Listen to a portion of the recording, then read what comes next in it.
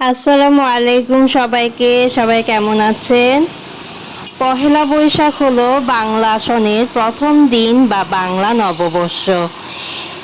সবাইকে শুভ নববর্ষ 1433। আসসালামু আলাইকুম সবাইকে। আজকে চলে এসেছি আমি সিআরবি শিরিষতলা মাঠে, যেখানে সাংস্কৃতিক অনুষ্ঠান চলছে এবং বিভিন্ন রকমের ঘোরাফেরা আনন্দ উদযাপন হচ্ছে। সেখানেই আমি চলে এসেছি। এটি বাঙালি জাতির সবচেয়ে বড় অসাম্প্রদায়িক লোক উৎসব। প্রতি বছর 14ই এপ্রিল বাংলাদেশে অত্যন্ত আনন্দঘন পরিবেশে এই দিনটি পুরনো বছরের সব গ্লানি ভুলে নতুন সম্ভাবনা ও সমৃদ্ধি কামনা উদযাপন করা হয়। বাঙালির ঐতিহ্য, সংস্কৃতি ও মেলবন্ধনের প্রতীক এটি। পয়লা বৈশাখের প্রধান বৈশিষ্ট্যগুলো: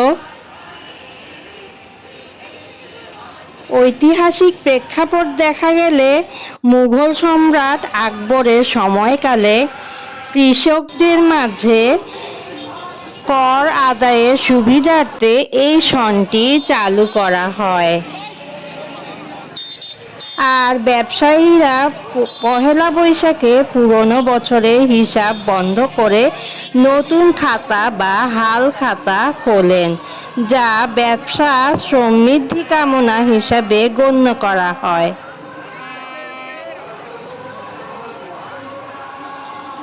ধর্ম বর্ণ নির্বিশেষে বাঙালি জাতি এই দিনটি উৎসবমুখর পরিবেশ উদযাপন করে, যা বাঙালির ঐক্যের প্রতীক। আর এই দিনে বাঙালিরা নতুন পোশাক, বিশেষ করে লাল আর সাদা, নিজেদের সাজিয়ে তোলে এবং একে অপরকে শুভ নববর্ষ জানিয়ে শুভেচ্ছা বিনিময় করে। পহেলা বৈশাখ মানে বাঙালির নিজস্ব সংস্কৃতি পুনর্জাগরণ এবং উৎসবের আমেজ। বাংলা সনের প্রথম দিন এটি।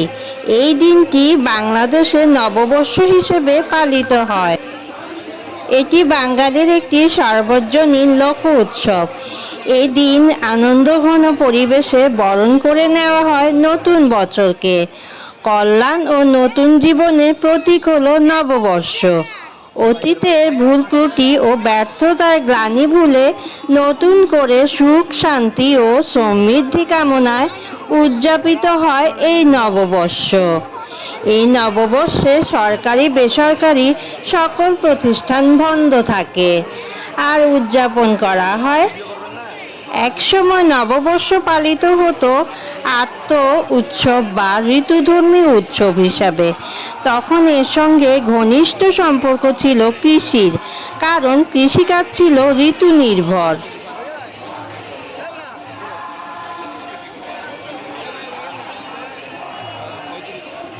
বাংলা নববর্ষ পালনের সূচনা হয় মূলত আকবরের সময় থেকে।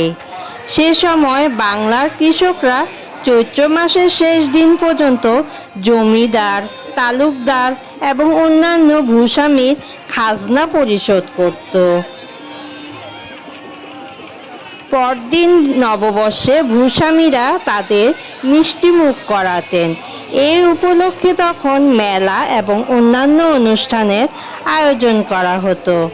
ক্রমান্বয়ে পারিবারিক ও সামাজিক জীবনের সঙ্গে ঘনিষ্ঠভাবে মিশে পহেলা বৈশাখ আনন্দময় ও উৎসবমুখী হয়ে ওঠে এবং বাংলা নববর্ষ শুভ দিন হিসেবে পালিত হতে থাকে। অতীতে বাংলা নববর্ষের মূল উৎসব ছিল হালখাতা। এটি পুরোপুরি একটি অর্থনৈতিক ব্যাপার। গ্রামে গঞ্জে নগরে ব্যবসায়ীরা নববর্ষের প্রারম্ভে তাদের পুরনো হিসাব নিকাশ সম্পূর্ণ করে হিসাবের নতুন খাতা খুলে বসতেন। এই উপলক্ষে তারা নতুন পুরাতন খদ্দরদের আমন্ত্রণ জানিয়ে মিষ্টি বিতরণ করতেন এবং নতুনভাবে তাদের সঙ্গে ব্যবসায়িক যোগসূত্র স্থাপন করতেন। চিরাচরিত এই অনুষ্ঠানটি আজও পালিত হয়ে আসছে। নববর্ষের উৎসব বাংলার গ্রামীণ জীবনের সঙ্গে ওতপ্রোতভাবে জড়িত, ফলে গ্রামের সাধারণ মানুষের কাছে দিনটি বিশেষ তাৎপর্যপূর্ণ। সাধারণত নববর্ষে তারা বাড়িঘর পরিষ্কার রাখে, ব্যবহার্য সামগ্রী ধোয়া মোছা করে এবং সকালে স্নান সেরে পুতু পবিত্র হয়ে ওঠে। এই দিনটি ভালো খাওয়া, ভালো থাকা, ভালো পড়তে পারাকে তারা ভবিষ্যতের জন্য মঙ্গলজনক বলে মনে করে। নববর্ষে ঘরে ঘরে আত্মীয় স্বজন, বন্ধু বান্ধব এবং প্রতিবেশীদের আগমন ঘটে। মিষ্টি, পিঠা, পায়েস সহ নানা রকম লোকজ খাবার তৈরির ধুম পড়ে যায়। একে অপরের সঙ্গে নববর্ষের শুভেচ্ছা বিনিময় চলে। প্রিয়জনকেও কেউ কেউ নববর্ষের শুভেচ্ছা এবং উপহার দিয়ে থাকে। নববর্ষকে উৎসবমুখর করে তোলে এই বৈশাখী মেলা। এটি মূলত সার্বজনীন লোকজ মেলা। এই মেলা অত্যন্ত আনন্দঘন হয়ে থাকে। স্থানীয় কৃষিজাত দ্রব্য, কারুপণ্য, লোকশিল্পজাত পণ্য, কুটির শিল্পজাত সামগ্রী, সর্বপ্রকার হস্তশিল্পজাত, মৃৎশিল্পজাত সামগ্রী এই মেলায় পাওয়া যায়। শিশু কিশোরদের খেলনা, মহিলাদের সাজসজ্জার সামগ্রী এবং বিভিন্ন লোকজ খাদ্যদ্রব্য যেমন চিড়া, মুড়ি, খই, বাতাসা, বিভিন্ন প্রকার মিষ্টি প্রভৃতি বৈচিত্র্যময় সমারোহ থাকে এই মেলায়। মেলায় বিনোদনের ব্যবস্থাও থাকে।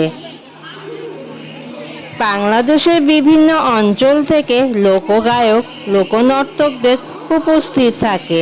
যেমন আজকের এই মেলাতেও বিভিন্ন স্কুল কলেজ থেকে চলে এসেছিল সাংস্কৃতিক মনোজ্ঞ অনুষ্ঠান পালন করার জন্য, যেটি আমি বসে বসে অনেকক্ষণ ধরে উপভোগ করছিলাম।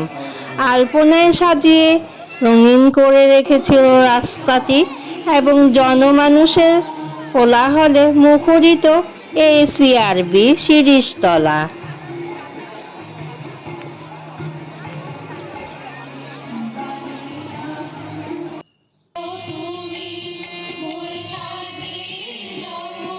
শহরাঞ্চলে নগর সাংস্কৃতিক আমেজে এখন বৈশাখী মেলা বসে। এই মেলা বাঙালিদের কাছে এক অনাবিল মিলন মেলায় পরিণত হয়। বৈশাখী মেলা বাঙালির আনন্দঘন লোকায়ত সাংস্কৃতিক ধারক।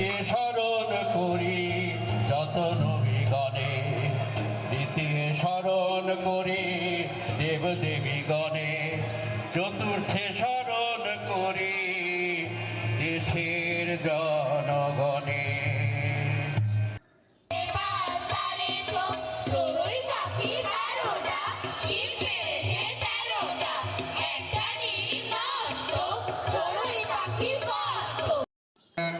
বর্তমানে নগর জীবনে নগর সাংস্কৃতিক আদলে অত্যন্ত জাঁকজমকপূর্ণভাবে নববর্ষ উদযাপিত হয়। পহেলা বৈশাখের প্রভাতে উদীয়মান সূর্যকে স্বাগত জানানোর মধ্য দিয়ে শুরু হয় নববর্ষের উৎসব। এ সময় নতুন সূর্যকে প্রত্যক্ষ করতে উদ্যানে কোনো বৃহৎ বৃক্ষমূলে বা লেকের ধারে অতি প্রত্যুষে নগরবাসীরা সমাবেত হয়। নববর্ষকে স্বাগত জানিয়ে শিল্পীরা সঙ্গীত পরিবেশন করে। এই দিন সাধারণত সব শ্রেণীর এবং সব বয়সের মানুষ ঐতিহ্যবাহী বাঙালি পোশাক পরিধান করে। নববর্ষকে স্বাগত জানাতে তরুণীরা লাল পেরে সাদা শাড়ি, হাতে চুড়ি, খোঁপায় ফুল, গলায় ফুলের মালা এবং কপালে টিপ পরে, আর ছেলেরা পরে পায়জামা পাঞ্জাবি, কেউ কেউ ধুতি পাঞ্জাবিও পরে থাকে। এদিন সকালবেলা পান্তা ভাত খাওয়া একটি ফ্যাশনে পরিণত হয়েছে। সঙ্গে থাকে ইলিশ মাছ ভাজা। এভাবেই লোকজ বর্ষবরণ প্রথাগুলি কোনোটি অনুসরণের মাধ্যমে গ্রামীণ ঐতিহ্য অনেকটা সংরক্ষিত হয়েছে। বর্ষবরণের চমকপ্রদ ও জমজমাট আয়োজন ঘটে রাজধানী ঢাকায় এবং বন্দরনগরী চট্টগ্রামেও। এখানে বৈশাখী উৎসবের অনুষ্ঠানমালা এক মিলন মেলার সৃষ্টি করে। নববর্ষের প্রথম প্রভাতে রমনার উদ্যানে বটমূলে চলে বিভিন্ন প্রকারের সঙ্গীত। আর আমাদের চট্টগ্রামেও কম যায় না, সিআরবিতে শিরীষ গাছের নিচে শুরু হয় সঙ্গীত পরিবেশন। আজকের আমার এই ভিডিওটি কেমন লাগলো অবশ্যই ছোট্ট একটি মন্তব্য করতে ভুলবেন না যেন। আপনারা সবাই সুস্থ এবং সহি সালামতে থাকবেন এবং পরবর্তী ভিডিওর অপেক্ষায় আমার সাথেই থাকবেন। আমাকে ছোট্ট একটি কমেন্ট করে উৎসাহ দিতে পারেন এবং আমি কি নিয়ে ভিডিও করতে পারি সে বিষয়েও পরামর্শ দিতে পারেন। সবাই ভালো থাকবেন, সুস্থ থাকবেন। আল্লাহ হাফেজ, টাটা।